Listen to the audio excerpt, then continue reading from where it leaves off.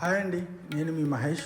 మళ్ళీ కర్ణాటకలో ఉన్న గుల్బర్గా టెంపుల్తో మీ ముందుకు వచ్చాను. దేవాలయం ఇక్కడ చూస్తున్నారు కదా, ఈ టెంపుల్ మినిమం 5,000 సంవత్సరాల క్రితంలో ఉంటుందన్నమాట. ఇక్కడ శ్రీశరణ బసవేశ్వర అనే ఒక శివభక్తుడు శివుణ్ణి అపారంగా ప్రేమించి తనే శివుడిలాగా లీనమైపోయాడనమాట. తన ఒక మహారాజు అనమాట గుల్బర్గినిలో ఒకనొక టైంలో తన ఈ టెంపుల్ కట్టించాడు.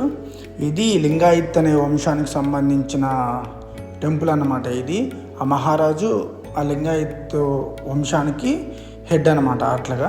సో ఆ టెంపుల్ చూసారా, లోపల గోల్డెన్ పూత చూడడానికి అయితే అసలు అటు సైడులో ఉన్న ఏరియాస్లో శివాలయం అంటే చెప్పుకునేది ఈ పేరు ఒక్కటే అనమాట. అంటే ఆ ఒక్క ఊర్లోనే కాదు, ఆ ఉత్తర కర్ణాటక సైడ్లో ఉన్నలో శివాలయం అంటే చెప్పుకునేది ఈ ఒక్క టెంపుల్ అనమాట.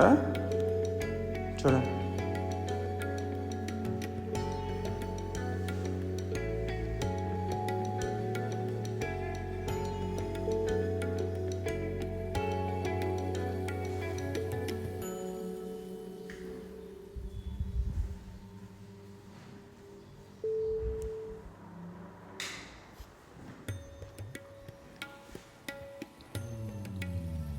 ఇక్కడ బంగారు పొత్తో లేయర్స్ వేశారు, లోపల కూడా వేసారు టెంపుల్ లోపల. బట్ దేవుణ్ణి తీయకూడదు కాబట్టి నేను తీయలేదన్నమాట.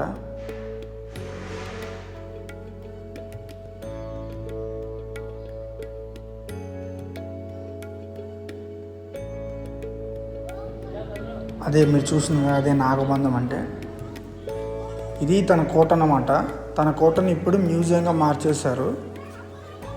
బసవేశ్వర స్వామి కోటని మ్యూజియంగా మార్చేశారు. లోపల అయితే చూడడానికి చాలా బాగుంటుంది.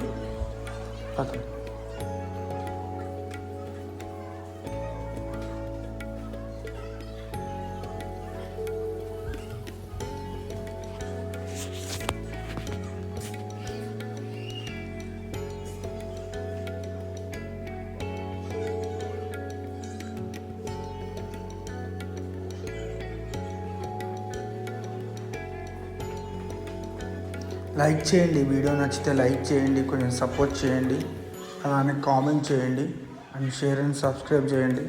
మీకు ఇలాంటి వీడియోస్ చాలా వస్తాయి. మీరు అలా సపోర్ట్ చేస్తేనే కదా నాకు కొంచెం ఉత్సాహం వచ్చి నేను తీయగలను. ఇక్కడ ఎప్పుడు ప్రతిరోజు అన్నదానం జరుగుతుంది అనమాట. అంటే మన ఆంధ్రాలో లాగా 24 hours జరగదు, బట్ ఇక్కడ ఒక టైంలో మాత్రం అన్నదానం జరిగింది రోజుకి మధ్యాహ్నం పూట. గోశాల మెయిన్ కర్ణాటకలో ఇంకోటి ఒప్పుకోవాల్సిన విషయం ఏంటంటే గోశాలలు మాత్రం బాగా పెంచుతారు, బాగా ఆవులను ప్రొటెక్ట్ చేస్తూ ఉంటారు. Thank you. వీడియో నచ్చితే మీ ఫ్రెండ్స్కి కూడా షేర్ చేయండి, కామెంట్ చేయండి, సబ్స్క్రైబ్